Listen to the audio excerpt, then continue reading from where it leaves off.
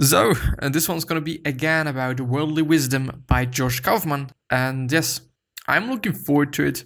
I have decided to just be like, well, let's just not go through it and just pick something else in the meantime. But now, since I don't really know what to go through, let's just, go through that. And let's finish up with this one today so that I can also be like, well, I have finished it. Quite. Anyway, we'll see after the intro, as always. As every day. And I've decided, something that might be a pretty funny decision for me, to drink some green tea now, because I felt in the other episode that I was a little bit slow. In general today, I'm a little bit slow. Also in the sense of I wasn't able to get done a lot of things today, which is something that I do not like, and it is already 3 p.m. So there's quite some things that I want to do and that are left for me to do. And also, some days, I really gotta have to say, like, some days are so unproductive, I hate it, in the sense of me learning things for school, in the sense of me, actually most often just learning things. All the other things, I'm just doing them, like working out and recording and editing and doing the posts and just all sorts of things. I just do those things, and it's not that of a big deal. But in terms of just learning stuff, sometimes I feel like, sometimes I'm also not that disciplined as I actually wanted to be. Well, yeah, anyway. Today we're going to talk about work. So often people are working hard at the wrong thing. Working on the right thing is probably more important than working hard. By Katharina Fake. Interesting name. But yes, I would say so. There is nothing so useless as doing efficiently that which should not be done at all. By Peter Drucker. And Peter Drucker's book, the most famous one, I just don't remember the title, is amazing, as far as I can remember. Finish each day and be done with it. You have done what you could. Some blunders and absurdities no doubt crept in. Forget them as soon as you can. Tomorrow is a new day. Begin it well and serenely, and with too high a spirit to be encumbered with your old nonsense. By Ralph Waldo Emerson. If not controlled, work will flow to the competent man until he submerges. By Charles Boyer, I guess. If you find a path with no obstacles, it probably doesn't lead anywhere. By Frank Clark. And yes, I would say this as well. I think this is a pretty good one. It has to be difficult, and I do also want to kind of point out that if it is not difficult, then it is probably pretty boring, and probably, I do not want to say it's then not going to be worth going for, but I think that it's just not interesting, I guess. Just hard things are what, things that are hard and difficult. Those are pretty often those things that, thinking of the process, are better, and also just the return of it and the end result is going to be better. But I don't know, like, just always doing something that's way too easy for you and stuff like that. Like, no, don't do that. I think it's not worth the time, and it's also boring, and you're going to feel not good about it. Well, improve by 1% a day, and in just 70 days, you're twice as good. Yes. Work expands so as to fill the time available for its completion, which is called the Parkinson effect, and as stated or sedated or however by Cyril Northcote Parkinson. And I want to repeat it once again because this is an amazing thing, and it is totally the truth. Work expands so as to fill the time available for its completion, which means that if you're having 2 hours for doing something, then it is going to take you 2 hours. If you're having 2 weeks for doing something, then it is going to take you 2 weeks. Also because, and it is something that I've seen, even though you're finished, you probably somehow decide to go over it once again after 3 days, and you're still having like 7 days left. No, that's not truth. And you're still having 4 days left, right? And you maybe decide to go over it once again, which you would not have the time for if it just only is a 2-hour task. So yeah, it's definitely a fucking amazing one. Anyone can do any amount of work provided it isn't the work he's supposed to be doing at the moment. People commonly use the word procrastination to describe what they do on the internet. It seems to me too mild to describe what's happening as merely not doing work. We don't call it procrastinating when someone gets drunk instead of working. I don't really get it. Anyway. Easy reading is damn hard writing by Nathaniel Hawthorne. Which I think is the beauty about writing, isn't it? Being able to clearly communicate what you think about. This is a real skill. And I appreciate all the people that are able to do that pretty well naturally, and those people that are having talent in that, this is amazing. In fact, what is stopping 99% of them is that writing novels is hard. When a job goes away, they see how hard. By Paul Graham. The standard pace is for jumps, or crumbs, whatever. There is no speed limit. By Kimo Williams. What people say they want and what people are willing to work their ass off to get are two different things. By Huck McLeod. I hope that I pronounced it correctly, but it is indeed the case. You really gotta have to adjust your expectations on your willingness to work and or on the work that you're doing, and or adjust your actions to your ambitions. Because we all are ambitious. We all have big dreams, and we all want to be rich, and we all just whatnot. But not a lot of people do want to have the sacrifices and do want to, I think more or less deal with the sacrifices, because there are indeed a lot of fucking sacrifices for doing things. Yeah. If people knew how hard I worked to gain my mastery, it wouldn't seem so wonderful. Michelangelo. Just the case. And then there's going to be one that is pretty interesting. Also this one, by the way. Success is a function of persistence and doggedness. I don't know what, is it doggedness or doggedness? And the willingness to work hard for 22 minutes to make sense of something that most people would give up on after 30 seconds. By Malcolm Gladwell, who is apparently a pretty good writer. And the next one is pretty interesting, but because of the person, but I don't know what the quote is. No masterpiece was ever created by a lazy artist. By Salvador Dali. And Dali, if I can remember the name of the painting, it is called something with Santa de la Cruz, if I remember correctly, but I actually want to look it up. Where is it? Christ. Del Santa de la Cruz or something like that, I guess. But I'm just 100% gonna find it. Yes, Christ of Saint John of the Cross, or Cristo de San Juan de la Cruz. Yeah, of course. I haven't nailed it, which is not good to say in that context, by the way. Just because I think about it. But this is an amazing artwork. I don't know how good you can see that right now, but I'm gonna zoom in a little bit. But there you're having Christ on the cross, or however you call it in English, I don't know.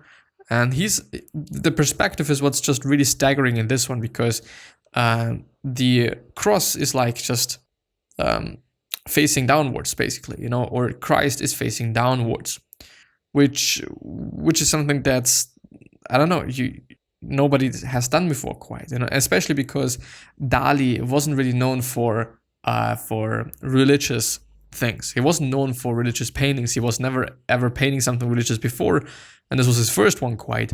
And yeah, it's a pretty interesting one. It's a pretty cool one. Thanks to my art history teacher. Amazing person, amazing woman, strong woman. I appreciate that. A lot of cool things that I've learned there, which is just amazing. Just amazing. Patience is the greatest of all virtues, by Gato de Elva, which I don't know, or whom I don't know, but patience is fucking important. When you're not practicing, someone else is. When you meet him, he will win. Martial arts proverb. Yeah, I don't know. Yeah, of course, but yeah, who cares? Yeah. On craftsmanship. Measuring programming progress by lines of code is like measuring aircraft building progress by weight. Yeah. It's not about the length of the reps. It's not about just doing something all day long. It is about the quality of the reps. As well as with fitness it is, or just working out it is. If you do a lot of fucking bad reps, yeah, you're probably gonna get a pump. You're gonna get that, but it's not gonna be that good for muscle building, because it's just in the end a lot of wasted time to some degree. The craftsman is most free when his tools are proportionate to his needs. By Yonagi Soetsu. And by the way, the other one was by Bill Gates. If the only tool you have is a hammer, you tend to see every problem as a nail. By Abraham Maslow. If you can't describe what you're doing as a process, you don't know what you're doing. by W. Edwards Deming. As there's two methods, there may be a million and then some, but principles are few. The man who grasps principles can successfully select his own methods. This man who tries methods ignoring principles is sure to have trouble. Once again, by Ralph Waldo Emerson. And this is something like, think about fucking mathematics. If you know the principles and if you understand them, then you just can do shit. And also, I think probably with any other science. If you understand things, then you can actually create solutions to certain problems that you would have not been able to solve with just knowing techniques, Because techniques are good, but understanding the principles, this is fucking important. And this is something that I struggled with for quite some time. And this was also one of the reasons why I was really bad at maths, because I didn't get the fundamentals. I didn't get the principles. And because I've just had some time, I think 2 months in total now, to learn maths every single fucking day, for at least a month, it does something. It really does. It really lets you understand principles. It really lets you understand things. And it is an exponential thing of joy. The more you do it, the more joyful it's going to be. And the more joyful it's going to be, the more you're willing to do it as well. This is also one of the reasons why afterwards I'm going to do some maths, because I found some things that I'm not good at, but I like doing them because it's just nice to think about those things. So yeah. The work you do while you procrastinate is probably work you should be doing for the rest of your life. By Jessica Hisch, or Hisk, however. Every practice has a set of rules which governs it. Mastery occurs when the realization of these rules with the realization of these rules. Innovation occurs at the point of intelligent and creative rebellion against them. Yes, quite. Let's do it differently. Let's not do it in that way, because this way is boring. On industry. Watch the costs and the profits will take care of themselves. Andrew Carnegie. People seek out two things, information and entertainment. Offer them freely and they will find you. By Joey Conrath. The sucker's trap is when you focus on what you know and what others don't know, rather than the reverse. By Nassim N. Taleb. Who is a really good writer in the sense of aphorisms. His aphorisms, they are just really amazing. I appreciate them. Goals may cause systematic problems for organizations due to narrowed focus, unethical behavior, increased risk-taking, decreased cooperation, and decreased intrinsic motivation. Use care when applying goals in your organization. By Dan Pink. On entrepreneurship, and there is nothing. I don't know if there's just missing something, or if this is on purpose, but there's missing something apparently. But that's quite it. And we're still having quite some time left, So what could we do? Let's actually, I think, check out Reddit. I don't know. I haven't been on Reddit for really, really, really a long time, and just immensely long amount of time. But I don't like this broadcast shit, because I feel like it is sucking away all my computer's energy. So I'm gonna scroll by so that I don't have to deal with it. Today I learned that, that Kim Philby, head of the MI6 anti-communist section, was forced to resign over allegations that he helped 2 KGB moles escape. However, he was exonerated by the government. He then defected to the Soviet Union after having been KGB double agent for 30 years. What? It's actually a Wikipedia article, so I might check it out. It's pretty interesting. Today I learned that the Seinfeld episode, The Pen in which Jerry and Elaine, I just don't care about Seinfeld. I haven't watched it, it's not my generation. He was born Harold Adrian Russell Philby, January the 1st. By the way, how lucky can you be to just be born January the 1st? This is fucking interesting. In Alabama, Punjab, British India. Well, was a British intelligence officer and a double agent for the Soviet Union. In 1963, he was revealed to be a member of the Cambridge Five, a spy ring which passes information to the Soviet Union during World War II and in the early stages of the Cold War. Of the five, Philby is believed to have been most successful in providing secret information to the Soviets. Born in British India, Philby was educated at the Westminster School and Trinity College, Cambridge. He was recruited by Soviet intelligence in 1934. After leaving Cambridge, Philby worked as a journalist and covered the Spanish Civil War and the Battle of France. In 1940, he began working for MI6. By the end of the Second World War, he had become a high-ranking member of the British intelligence Oh yeah, of course. I always thought about the USA, but MI6 is just the British anti-terrorist gang or whatnot. In 1949, Philby was appointed first secretary to the British Embassy in Washington and served as chief British liaison with American intelligence agencies. During his career as an intelligence officer, he passed large amounts of intelligence to... Do you say intelligence? Pretty interesting. To the Soviet Union, including an Anglo-American plot to subvert the communist regime of Albania. He was also responsible for tipping off 2 other spies under suspicious of espionage, Donald MacLean and Guy Burgess, both of whom subsequently fled to Moscow in May 1951. The defection of MacLean and Burgess cast suspicion over Philby, resulting in his resignation from MI6 in July 1951. He was publicly exonerated in 1955, after which he resumed his career in journalism in Beirut.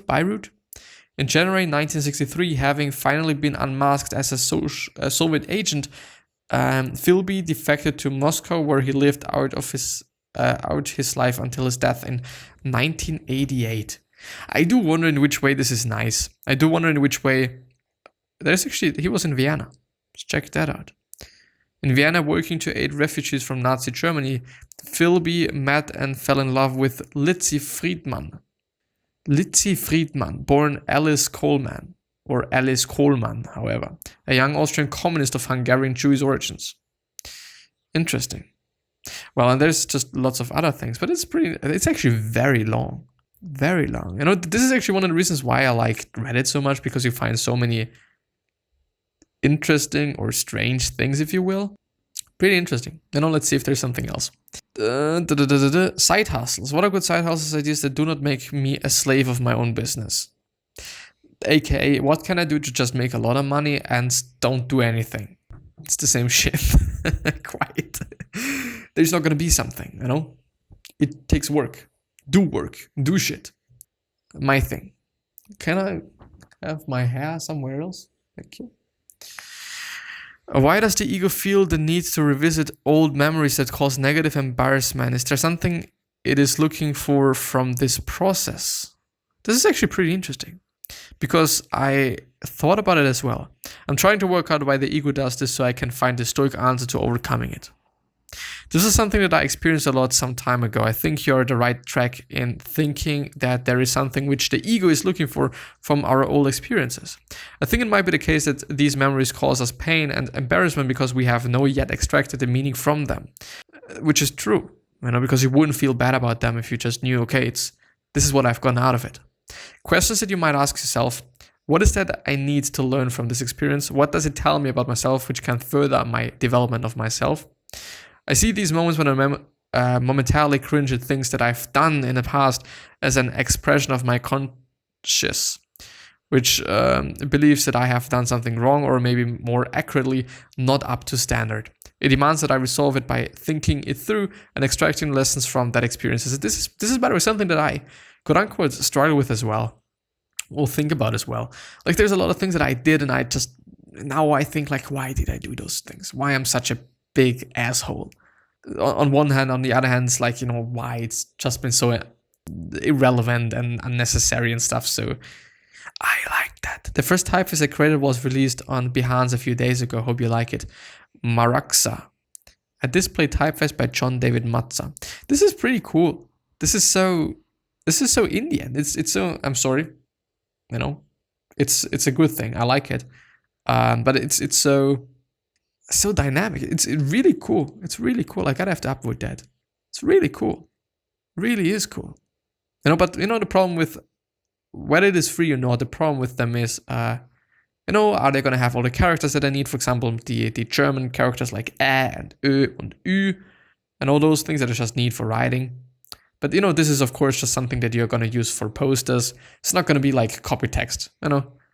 Totally not gonna be.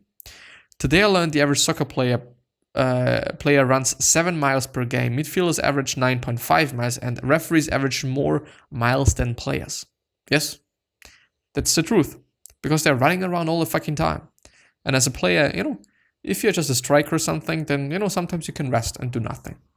And or also just as a defender, sometimes you can rest and do nothing.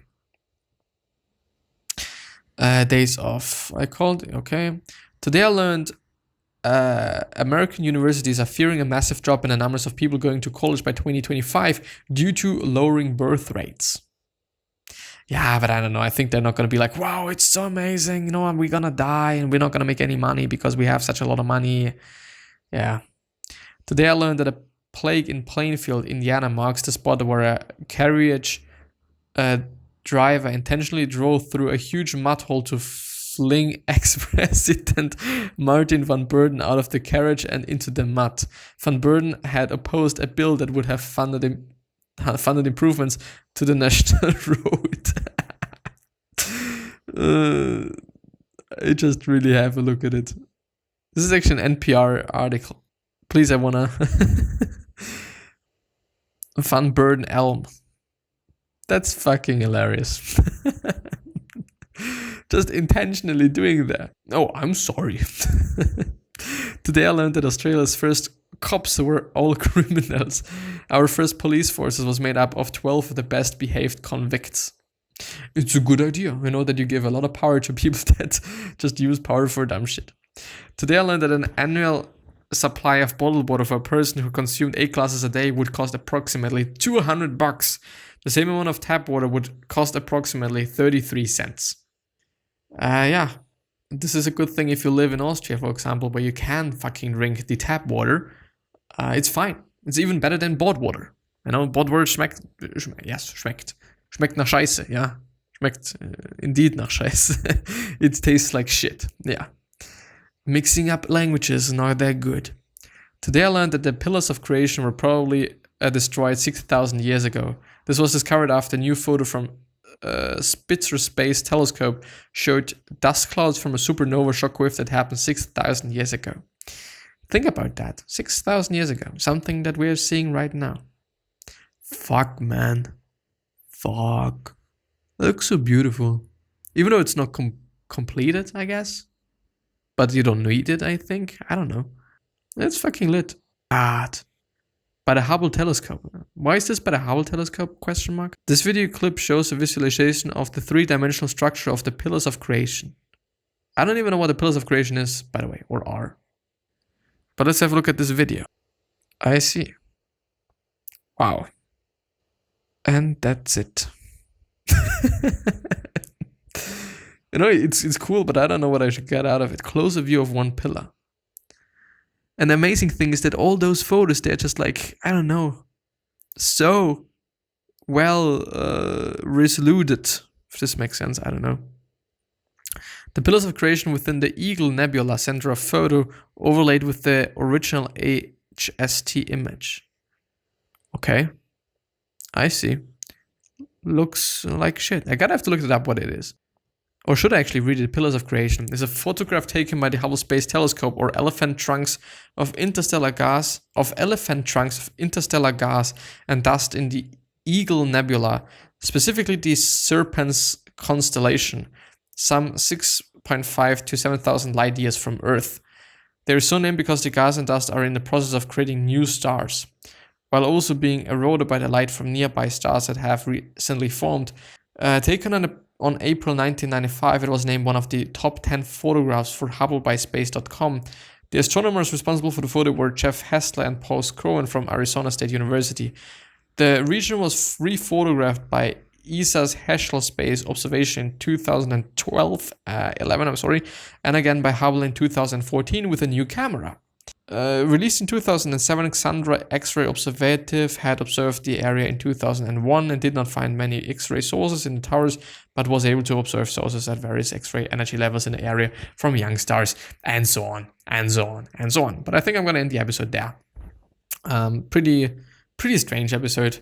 I'm sorry. Also the other one. Also yesterday wasn't too nice. I don't know why actually, but I'm going to drink my green tea and hopefully going to be able to just learn some stuff today and get a little bit more productive in the meantime. Yeah, it's actually not that much time left for me in my day. At least I feel that way. Yeah, anyway, I hope that I'm going to be fine. It is going to be fine, even if it is not going to be fine, then I don't know. It is what it is, isn't it? Anyway, I wish you the best health, happiness, and also success, and also hope that you're going to remind yourself and you're going to be remembered, which basically means your legacy, basically means just being a nice person, then being remembered as a nice person. And I just want to try it out because I'm seeing it quite often that people are doing that, but I don't really know if it is actually good. It's probably gonna fucking with the audio, but anyway, thank you. I appreciate it. And is there actually any echo? I think actually there is, but I don't know why. Maybe I really have to be inside of it. Yeah, kind of, I think. I don't know.